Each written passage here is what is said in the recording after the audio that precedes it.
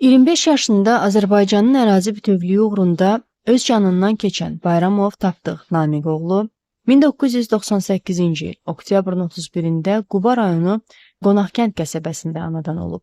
O 2004-cü ildə Aslan Aslanov adına Qonaqkənd Orta Məktəbinin 1-ci sinifinə daxil olub.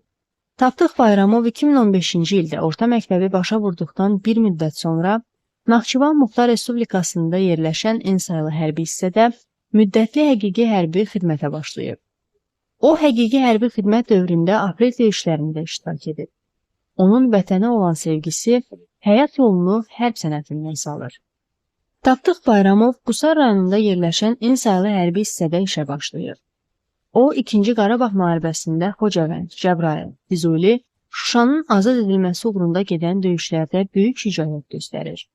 Tapdıq Şuşanın azad edilməsi uğrunda gedən döyüşlərdə yaralansa da, yenidən döyüş meydanına qayıdır.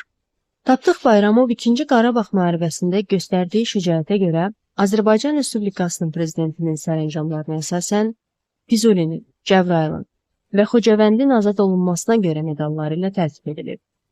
O, 19 sentyabr 2023-cü il tarixində həyata keçirilmiş uğurlu lokal antiterror tədbirləri zamanı Ağdərə istiqamətində gedən döyüşlərdə şəhid olub. Tapdıq Bayramov Quba rayon Şəhidlər Xiyabanında dəfn edilib. Tapdıq Bayramov Azərbaycan Respublikasının prezidenti İlham Əliyevin sərəncamına əsasən ölümündən sonra Vətən uğrunda medalı və 3-cü dərəcəli vətənə xidmətə görə ordeni ilə təltif edilmişdir.